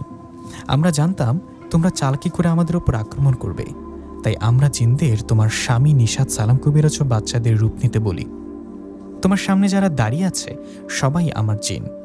এই বলে সেই জিনটা হাত দিয়ে ইশারা দেয়। সাথে সাথে আয়শা পরী দেখলেন সেখানে থাকা আমি, সালাম দাদু ও বাচ্চারা কেউ আসল বা ওরা সকল পিছাস জিন, ওরা আমাদের রূপ নিয়েছিল। সে জিনের ইশারায় আমাদের রূপ নিয়ে থাকা জিনেরা বাতাসে মিশে যায়। ওরা বাতাসে মিশে যাওয়ায় ওই তিনজন পিছাস জিন হাসতে হাসতে বলেন, বোকার দল, তোদের বোকা বানালাম। আয়শা পরী, তোর স্বামী, তোর দাদু সালাম কবিরাজ সহ ওই গ্রাম থেকে নিয়ে আসা সকল বাচ্চারা আমাদের কাছে বন্দি আছে। কাল অমাবস্যা রাত, কালকে আমরা সত্যি সত্যি ওদের বলি দিব, সবাইকে মেরে ফেলবো। তোদের যদি ক্ষমতা থাকে আমাদের তিনজনকে আটকে দেখা। ওদের কথা আয়শা পরী ও ফাতেমা পরী ওদের ধরে আঘাত করতে করতে মেরে ফেলে, কিন্তু একটু পর ওরা আবার জীবিত হয়। ওরা জীবিত হওয়ায় আয়শা ও ফাতেমা আবারও ওদের হাত পা মাথা ছিঁড়ে ফেলে, কিন্তু অবাক করা বিষয় হলো ওগুলো আবার কিছুক্ষণের মধ্যেই জোড়া লাগে আর ওরা বেঁচে যায়। ওই তিনটা জিন আবারও বেঁচে গিয়ে এবার ওরা আয়শা ও ফাতেমাকে আঘাত করে সেখান থেকে চলে যায়। ওরা চলে যাবার পর বড় বাবা জিন আয়শা ও ফাতেমাকে বলেন, তোমরা কি করছো? সব জেনে কেন ওদের আঘাত করছো? তোমরা ওদের মারতে পারবা না? ওদের মারতে হলে ওদের বন্দি করা আত্মাকে মারতে হবে, আর আমি জানতে পারছি ওদের আত্মা কোথায় বন্দি করা। চলো প্রাসাদে চলো, সব বলছি। বড় বাবা জিনের কথায় সেখান থেকে সবাই প্রাসাদে ফিরে আসে। প্রাসাদে এসে আয়শা জিজ্ঞাসা করেন, বড় বাবা বলুন, ওই তিনটা জিনের আত্মা কোথায় আর কিভাবে বন্দি? তখন বড় বাবা জিন বললেন, সমুদ্রের গভীরে একটা জায়গা আছে, সেখানে আছে মায়াবী জঙ্গল। ওই মায়াবী জঙ্গল একটা গাছের সাথে বেঁধে রাখা। 3টা জাদুকরি বোতল। সে বোতল বন্দি ওদের আত্মা। সে জায়গায় আবার পাহারায় আছে অন্য জিনেরা। ওখানে যাওয়াটা এতটা সহজ না। বড় বাবা জিনের কথা আয়েশা বললেন, কিন্তু তবু আমাদের যে ওখানে যেতেই হবে। ওখানে না গিয়ে বন্দি করা জিনের আত্মাকে মেরে না ফেললে অনেক বড় সমস্যা হয়ে যাবে। তখন বড় বাবা জিন বললেন, হ্যাঁ সেটা তো হবে, আমাদের আগে ওই জিনদের আটকাতে হবে। আমি জানি কালকে অমাবস্যার রাত, কালকে ওরা বাচ্চাগুলোকে বলি দেওয়ার চেষ্টা করবে, কিন্তু আমরা এটা করতে দেব না। আমরা 4 জন ওদের 3 জনের উপর ঝাঁপিয়ে পড়ব। এরপর যুদ্ধ শুরু হবে। যুদ্ধের এক পর্যায়ে একজন চলে যাবে ওই গভীর সমুদ্রের নিচে সেই মায়াবী জঙ্গলে। সেখানে গিয়ে বন্দী হওয়া আত্মাগুলোর বোতল ভেঙে ফেললে হয়ে যাবে। বড় বাবা জিনের কথা আয়েশা বললেন, ঠিক আছে, তাহলে তাই করা হবে। কালকে আমরা ওদের সাথে যুদ্ধ করব। আয়েশার কথায় বড় বাবা জিন বললেন, ঠিক আছে, আমি আজকে আসি, কালকে সময় মতো চলে আসব। কথাটা বলে বড় বাবা জিন চলে যাওয়ায় আয়েশা পরি ফাতেমা পরীকে বললেন, ফাতেমা, আমি একটু বাড়ি থেকে আসি, মা বাবা হয়তো নিশাদের জন্য চিন্তা করছে। আয়েশার কথায় ফাতেমা পরি মাথা নাড়লে আয়েশা চলে আসলেন আমার বাড়িতে। আয়েশা বাড়িতে আসে মা বললেন, বৌমা তুমি আসছো? নিশাদ কোথায়? পরশু থেকে ছেলেটা বাড়িতে নেই। ওকে আমাদের একটু শান্তিতে থাকতে দেবে না? 2 দিন ধরে বাড়িতে নেই, ওকে তো অনেক জায়গায় খুঁজেছি। নিশাদ তো নেই, তুমিও নেই, তোমার কোথায় ছিল? নিশাদ কোথায়? মায়ের কথা আয়েশা বললেন, মা আসলে হয়েছে কি, হঠাৎ করে আমাকে ও নিশাদকে জিন রাজ্যে যেতে হয়েছে। আমার পরিচিত একটা জিনের বিয়ে, তাই ওখানে গিয়েছিলাম। আমরা আল্লাহর রহমতে কালকে চলে আসব, আপনি চিন্তা করবেন না মা। আয়েশার কথায় মা বললেন, আরে তোমরা বিয়েতে যাও, এতে আমার কোনো সমস্যা নেই, যাওয়ার আগে বলে যাবে না? আমার তো মা বাবা, আমাদের তো চিন্তা হয়, তাই না? মায়ের কথা আয়েশা বলল, আমাদেরই ভুল হয়েছে, আপনাদেরকে বলে যাওয়া উচিত ছিল। তখন মা বললেন, তা বৌমা কালকে চলে আসো কিন্তু, কেমন? মায়ের কথা আয়েশা বললেন, ঠিক আছে মা, আমি তাহলে আসি। এই বলে আয়েশা অদৃশ্যভাবে আমাদের বাড়িটা বন্ধ করে দিলেন, কারণ ওই 3টা পিচার জিন মা বাবার উপর আক্রমণ যেন না করতে পারে। বাড়িটা বন্ধ করে দিয়ে আয়েশা সালাম দাদুর বাড়িতে গেলেন। আয়েশাকে দেখে সালাম দাদুর বউ মানে দাদি বললেন, আরে আয়েশা পরি, তুমি আসছো, ভালো করেছ। তোমার সালাম দাদুর কোনো খবর জানো কি? উনি 2 দিন আগেই নিশাদের সাথে কোনো গ্রামে জানিয়ে গেছে কবিরাজি করতে। 2 দিন ধরে তো উনি বাড়িতে আসছে না। তুমি ওনার কোনো খবর বলতে পারবে? দাদির কথা আয়েশা বললেন, হ্যাঁ দাদি, আমি জানি সালাম দাদু দূরের একটা গ্রামে গেছে, সেখানে বড় একটা সমস্যার জন্য ওখানে থাকতে হচ্ছে। আল্লাহর রহমতে কাল ওনার কাজ শেষ হবে, কালকে উনি আসবে। আয়েশার কথায় দাদি খুশি বললেন, ও শুনে খুশি হলাম, তুমি বসো, তোমাকে কিছু খেতে দিই। না না দাদি, আমি কিছু খাবো না, আমার একটা কাজ আছে, আমি আসি, অন্য একদিন সময় এসে খাবো।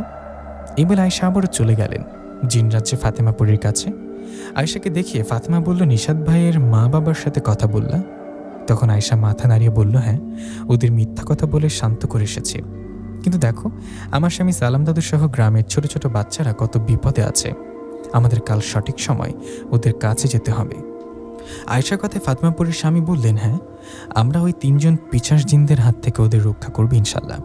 এ বলে ওরা আলোচনা করতে লাগলেন। এভাবেই সে দিনটা কেটে গেল। সেই দিনটা কেটে যাবার পরের দিন বড় বাবা জিন আসলেন। বড় বাবা জিন এসে বলল, চলো আমাদের ওখানে, ওদের এখনই যেতে হবে ওখানে। বড় বাবা জিনের কথা আয়েশা পরী, ফাতেমা পরী ও ফাতেমা পরীর স্বামী চলে গেলেন সেই 3টা পিছাস জিনের কাছে। ওদের কাছে যাওয়ায় ওরা বললেন, জানতাম তোরা আসবি, আমাদের মাঝে বাধা হয়ে দাঁড়াবি এটা জানতাম। ওদের কথা আয়েশা পরী বললেন, তোমাদের শেষবারের মতো বুঝে বলছি, এই বাচ্চাগুলোর ক্ষতি করো না, ওদের ছেড়ে দাও, সাথে নিশাদ ও সালামকে ছেড়ে দাও। বড় বাবা জিনের কথায় পিছাস জিনেরা বলেন, তোরা তো জ্ঞান দিতে হবে না, আমাদের গোত্রের সকল জিনদের মেরে ফেলেছিস তোরা, আমরা 3 জন তোদের কাউকে ছাড়ব না, তোদের আগে এদের ব্যবস্থা করি। এই বলে 3টা জিনের মধ্যে একটা জিন একটা ছুরি হাতে নিলেন, অন্যদিকে বাকি 2টা জিন, একজন আমাকে ধরলেন, আরেকটা সালাম দাদুকে ধরলেন। আমাকেও সালাম দাদুকে ধরে ওরা আয়েশা ও ফাতেমার উদ্দেশ্য করে বললেন, আয়েশা পরী, তুইও তোদের মধ্যে কেউ যদি এই বাচ্চাগুলোকে বলি দেওয়ার থেকে বাধা দিস বা আমাদের উপর আক্রমণ করার চেষ্টা করিস, তো তোর স্বামী নিশাদ ও সালাম কবিরাজের মাথা এক টান দিয়ে ছিঁড়ে ফেলবো। এই বলে 2টো জিন আমাকেও সালাম দাদুকে ধরে রাখলেন। আরেকটা জিন এগিয়ে যাচ্ছে সেই বাচ্চাগুলোকে বলি দিতে। সেই জিনটা এগিয়ে যাচ্ছে দেখে বড় বাবা জিন বললেন, এই থামো, বাচ্চাগুলোকে মেরো না, ছেড়ে দাও ওদেরকে। বড় বাবা জিনের কথায় ওই জিনেরা বলল, না ছাড়বো না, তোমাদের সামনে সবাইকে মারব। এই বলে সে জিনটা হা হা করে হেসে একটা বাচ্চার গলায় ছুরি ধরলেন। এদিকে ঠিক তখনই বড় বাবা জিন বললেন, থামো, সকল বাচ্চাদের ছেড়ে দাও। নইলে গভীর সমুদ্রের নিচে ওই মায়াবী জঙ্গলে গিয়ে ওই ঘরের কাছে যাব যেখানে তোমাদের আত্মা বন্দি করে রাখা হয়েছে। বড় বাবা জিনের কথায় এবার ওই তিনজন পিশাচ জিন একে অপরের দিকে তাকিয়ে চিন্তিত হয়ে বললেন, তুই তুই সব জানলে কি করে? তখন বড় বাবা জিন বললেন, কি শুনে চিন্তা চলে আসলো তাই না? ভয় চলে আসছে? তোদের আর শেষ রক্ষা হবে না। আমি এখনই যাচ্ছি তোমার আত্মা বন্দি রাখা জায়গায়। কথাটা বলে বড় বাবা জিন সেখানে যেতে লাগলেন। এমন সময় সেই পিশাচ জিন তিনটা আমাকে, সালাম দাদুর ও বাচ্চাদেরকে ছেড়ে দিয়ে বড় বাবা জিনকে গিয়ে ধরলেন। এদিকে এই সুযোগে ফাতেমাপুরীর স্বামী আমাকে, সালাম দাদু ও বাচ্চাদের তার কাছে এনে রাখলেন। সেই তিনটা পিশাচ জিন বড় বাবা জিনকে ধরে আঘাত করতে থাকে। এদিকে তখনই আয়েশা ও ফাতেমাপুরী ওদেরকে ধরে। শুরু হয় সবার মাঝে লড়াই। আয়েশাপুরী ও ফাতেমাপুরী ওদের যতই মারে ওদের কিছুই হয় না, উল্টো ওরাই আয়েশাপুরী, ফাতেমাপুরী ও বড় বাবা জিনকে আঘাত করতে থাকে। এভাবে বেশ কিছুক্ষণ চলার পর বড় বাবা জিন, আয়েশাপুরী ও ফাতেমাপুরী আহত হয়ে পড়লেন, দুর্বল হয়ে গেলেন ওরা। এমন সময় বড় বাবা জিন আয়েশাকে বললেন, আয়েশা তুমি চলে যাও সমুদ্রের নিচে ওই মায়াবী জঙ্গলে, আমরা এদিকটা দেখছি। বড় বাবার কথায় আয়েশা একটা জিনকে আঘাত করে ফেলে দিয়ে যেতে থাকে মায়াবী জঙ্গলে। এটা দেখে দুটো জিন আয়েশার পিছু নেয়। এদিকে বড় বাবা জিন ও ফাতেমাপুরী তিনটা জিনকে আঘাত করছে আর ধরে রাখছে এরা যেন আয়েশার পিছু নিতে না পারে। ফাতেমাপুরী ও বড় বাবা জিন পিছার জিন তিনটাকে আঘাত করছে। এমন সময় ফাতেমাপুরীর স্বামী এসে ফাতেমাকে বলল, ফাতেমা তুমি যাও, আয়েশাপুরীকে সাহায্য করো। আয়েশার কাছে যাও, আমি এদিকটা দেখছি, তাড়াতাড়ি যাও। স্বামীর কথায় ফাতেমাপুরী তাই করলেন। ফাতেমাপুরীও চলে গেলেন আয়েশাপুরীর কাছে। ফাতেমা ও আয়েশাপুরী দুইজন মিলে গভীর সমুদ্রের নিচে মায়াবী জঙ্গলের কাছে গেলেন। সেখানে গিয়ে দেখলেন ওখানে অনেক পাহারাদার পিশাচ জিন পাহারা দিচ্ছে। আয়েশা ও ফাতেমাকে দেখে ওরা এদের দিকে তেড়ে আসে। ওরা সাধারণ পাহারাদার জিন হওয়ায় ফাতেমা ও আয়েশাপুরী মিলে ওদের কিছুক্ষণের মধ্যে মেরে ফেললেন। সবাইকে মেরে ফেলে আয়েশা ও ফাতেমা ঢুকে পড়লেন সেই মায়াবী জঙ্গলে। আয়েশা ও ফাতেমা দুজন মিলে জঙ্গলে ঢুকে খুঁজতে লাগলেন ওই গাছটা, যে গাছের সাথে বেঁধে রাখা আছে ওই তিনটা বোতল, যে বোতলের ভিতরে বন্দি আছে সেই পিশাচ জিনদের আত্মা। আয়েশা ও ফাতেমাপুরী খুঁজতে খুঁজতে একটা জায়গায় গিয়ে দেখলেন একটা অদ্ভুত রকম গাছ। সেই গাছটার লতা পাতা ডালগুলো লম্বা লম্বা মানুষের হাতের মতো। এরকম গাছে বেঁধে রাখা বোতল তিনটা। এই বোতল তিনটা দেখে আয়েশা ও ফাতেমার গাছের কাছে গিয়ে যেই না বোতল তিনটাকে হাত লাগিয়েছে, এমন সময় সেই গাছের লতা ও হাতের মতো ডালগুলো আয়েশা ও ফাতেমাপুরীকে পেঁচিয়ে ধরেছে। সে লতা ও ডালগুলো এমনভাবে আয়েশা ও ফাতেমাকে পেঁচিয়ে ধরছে, এতে আয়েশা ও ফাতেমা দুজনে অনেক চেষ্টা করছে, শরীরে সমস্ত শক্তি দিয়ে সেখান থেকে নিজেদের ছাড়ানোর চেষ্টা করছে, কিন্তু পারছে না। এমন সময় সেখানে আসলেন সেই তিনটা পিশাচ জিন। ওরা তিনজন মিলে ফাতেমাপুরীর স্বামী ও বড় বাবা জিনকে আঘাত করে আহত করে চলে আসছে সেখানে। ওরা এসে আয়েশাপুরী ও ফাতেমাপুরীর এমন অবস্থা দেখে হাসতে হাসতে বলতে লাগলেন, ফেসে গেছিস তাই না? বোকা, তোরা অনেক বোকা।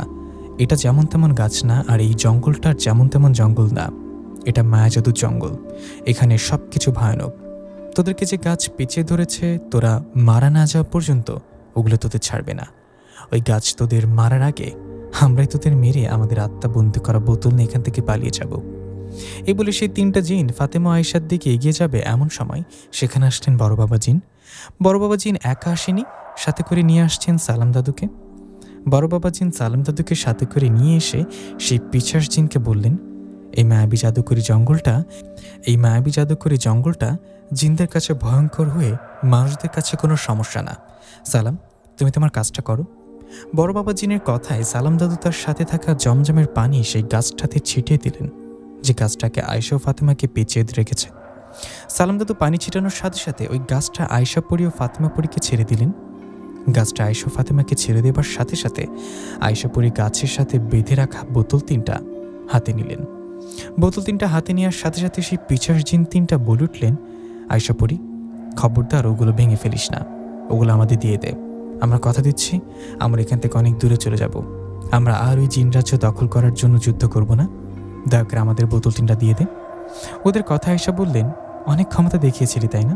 তোদের নাকি মেরে ফেলা যায় না? আল্লাহ সৃষ্টি হয়ে শয়তানের উপাসনা করছিস এতদিন, আজ পালাতে পারবি না। কথাটা বলে আয়েশা সেই বোতল তিনটা ভেঙে ফেললেন। আয়েশা বোতল তিনটা ভেঙে ফেলার সাথে সাথে সেখান থেকে একটা ধোঁয়ার মতো কিছু একটা এসে সে তিনটা পিশাচ জিনের শরীরে ঢুকলেন। এদিকে তখনই সেই পিশাচ জিন তিনটা সেখান থেকে পালাতে যাবেন, এমন সময় আয়শা, ফাতেমা ও বড় বাবা জিন ওদের ধরে ফেলে আর এইবার ওদেরকে মেরে ফেলতে সক্ষম হয়। আয়শা ও ফাতেমা সেই পিশাচ তিনটাকে মেরে ফেলে। ওদের মেরে ফেলার পর সবাই মিলে চলে আসে ফাতেমাপুরীর স্বামীর প্রাসাদে। সেখানে ফিরে আসার পর ফাতেমাপুরী ও ফাতেমাপুরীর স্বামী বড় বাবা জিনকে অনেক ধন্যবাদ দেন। ওনারা বড় বাবা জিনকে বলেন, আপনি আমাদের তথ্য দিয়ে অনেক উপকার করেছেন। ওদের কথায় বড় বাবা জিন বললেন, আপনাদের সাহায্য করতে পেরে ভালো লাগলো, আমি তাহলে আসি। এই বলে বড় বাবা জিন সালাম দাদুকে বললেন, সালাম, তুমি এখান থেকে আগে বাড়িতে যাবে না, আগে যাবে ওই গ্রামে আর সকল বাচ্চাগুলোকে ওদের মা বাবার কাছে পৌঁছে দেবে। কথাটা বলে বড় বাবা জিন চলে যাবার পর ফাতেমাপুরী আয়শাকে বললেন, আয়শা অনেক বড় উপকার করলে আমাদের। ফাতেমাপুরীর কথা আয়শা বললেন, ফাতেমা, তুমি আমাকে অনেকবার উপকার করেছ, আজ তোমার উপকার করতে পেরে ভালো লাগলো। আমরা তাহলে আজকে আসি, মা বাবা আমারও নিশাদের জন্য অপেক্ষা করছে নিশ্চয়ই। এই বলে আয়শা আমাকে ও সালাম দাদুকে বললেন, চলো বাচ্চাগুলোকে নিয়ে আগে এগুই গ্রামে যাই। এই বলে আয়শা আমাদের সবাইকে নিয়ে জিন রাজ্য থেকে সেই গ্রামে আসলেন। তখন সন্ধ্যা ঘনিয়ে রাত নেমেছে। ওখানে আসার পর আয়শা সালাম দাদুকে বললেন, দাদু, আমি অদৃশ্যভাবে থাকি, তুমি সবাইকে ডাকো। আয়শার কথায় তাই করা হয়, সবাইকে ডাকা হয়। সালাম দাদুর কথায় গ্রামের সবাই ছুটে আসার নিজেদের বাচ্চাকে ফিরে পেয়ে বুকে জড়িয়ে ধরে কান্না শুরু করে। সবাই বাচ্চাদের ফিরে পেয়ে খুশি হয়ে সালাম দাদুর বাহবা দিতে থাকে। সবাই অনেক প্রশংসা করে সালাম দাদুর আর জিজ্ঞাসা করে বাচ্চাগুলোকে কিভাবে ফিরে আনলো। সবার কথা জবাবে সালাম দাদু বললেন, কিছু কথা না জানাই ভালো, তবে শুধু একটা জেনে রাখুন, আমি জিনেদের সাহায্যে আল্লাহর রহমতে সব বাচ্চাদের ফিরে নিয়ে আসি। এই বলে সালাম দাদু বললেন, ওই জিনের আর কেউ বেঁচে নেই, আপনাদের আল্লাহর রহমতে আর কোনো সমস্যা হবে না, আমরা তাহলে এখন আসি কেমন? কথা বলে আমিও সালাম দাদু ওনার বাড়িতে চলে আসি। সালাম দাদুর বাড়িতে আসার পর দাদু বলেন, আল্লাহর রহমতে আবারও একেবারে বেঁচে গেলাম, তাই না রে? দাদুর কথা আমি মাথা নাড়িয়ে বললাম, হ্যাঁ দাদু, ঠিক বলেছ। আচ্ছা, মা বাবা নিশ্চয়ই আমার জন্য অপেক্ষা করছে, তুমি থাকো, আমি বাড়িতে যাই। এই বলে বাড়ির দিকে রওনা করি। তখন আয়শা আসে আমার কাছে আর দুজনে গল্প করতে করতে বাড়িতে চলে যাই। বাড়িতে যাবার পর মা বাবা বলেন, তোমরা আসছো, কোথায় ছিলা 3 দিন থেকে? তখন আমি কিছু বলার আগে আয়শা বললেন, জিনরাজ্যে একটা বিয়েতে ছিলাম, আমি তো গতকাল মাকে এসে বলে গেছি। তখন বাবা বললেন, কোথাও গেলে বলে যাবে, নাইলে কিন্তু চিন্তা হয়, আমরা তোমাদের অনেক খোঁজাখুঁজি করেছি, বুঝলাম। বাবার কথা আমি বললাম, দুঃখিত বাবা, আমারই ভুল হয়েছে, হঠাৎ করে চলে গিয়েছিলাম তো, এখন থেকে আর এরকম হবে না। আমার কথায় বাবা বললেন, তোমরা ভেতরে গিয়ে হাত মুখ ধুয়ে খেতে আসো, সবাই মিলে একসাথে খাই। বাবার কথা আমিও আয়শা ভেতরে গিয়ে হাত মুখ ধুয়ে খেতে আসলাম। এরপর সবাই মিলে একসাথে খেয়ে আমিও আয়শা ঘরে চলে গেলাম। ঘরে গিয়ে শুয়ে শুয়ে আয়শাও আমি গল্প করছি। এমন সময় আয়শাকে বললাম, আয়শা, আজ অনেক বড় বাচ্চা বেঁচে গেছে, বিশ্বাস করো, আমিও সালাম দাদু ভাবতে পারিনি আমাদের ওভাবে হঠাৎ করে তুলে নিয়ে যাবে। আমার কথায় আয়শা বললেন, আল্লাহর রহমত ছিল বলে বেঁচে গেছি সবাই, ওগুলো বাদ দাও, ঘুমিয়ে পড়ো। আয়শার কথায় দুজনে কিছুক্ষণ গল্প করে ঘুমিয়ে পড়লাম। আমি ঘুমানোর পর মাঝরাতের দিকে একটা চিৎকারে ঘুম ভেঙে যায় সবার। আমাদের ঘুম ভেঙে যাওয়ায় আমি দরজা খুলে বাইরে গিয়ে দেখলাম মা দাঁড়িয়ে আছে। মাকে দেখে বললাম, মা কি হয়েছে? তখন মা বলল, ববিতাকে নাকি জিনে ধরেছে, ববিতা কেমন করছে সবাই এরকমই বলাবলি করছে। ববিতা হলো আমার চাচাতো বোন, আমার বাড়ির পাশের বাড়ির পরের বাড়িটা। ববিতাকে জিনে ধরেছে এটা শুনে ঘরে গেলাম। ঘরে গিয়ে আয়শাকে বললাম, আয়শা, ববিতাকে জিনে ধরেছে, তুমি একটা কাজ করো তো, তুমি অদৃশ্যভাবে ওদের বাড়িতে যাও আর ওই জিনটাকে ধরে ওকে এখান থেকে তাড়িয়ে দাও। আমার কথা আয়শা বললেন, না, আমার বর্তমানে এসব যাওয়া যাবে না, নতুন করে ঝামেলা জড়ানো যাবে না, একটা সমস্যা আছে। সমস্যা? কি সমস্যা বলো, তুমি কি অসুস্থ?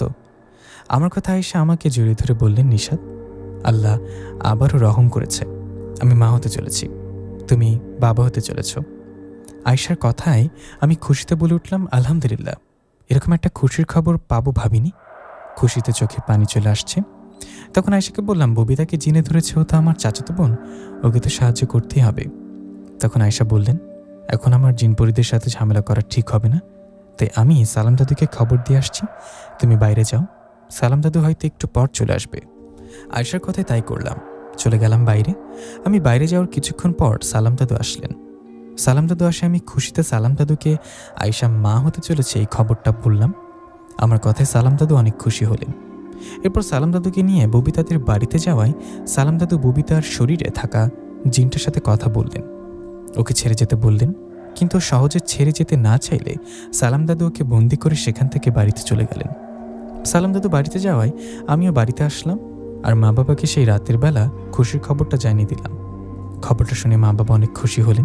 এরপর থেকে আয়শা সাবধানে আমার সাথে সংসার করতে লাগলেন। প্রিয় লিসেনার, আয়শাপুরীর পরের গল্পে আল্লাহর রহমতে বাচ্চা চলে আসবে। এরপর থেকে বাচ্চার কাহিনীও থাকবে। অপেক্ষা করুন আয়শাপুরীর গল্পের জন্য। তাড়াতাড়ি নিয়ে আসবো আয়শাপুরীর গল্প। আর এরকম ধরনের গল্প পেতে হলে অবশ্যই আমাদের চ্যানেলটি সাবস্ক্রাইব করে আমাদের পাশেই থাকবেন।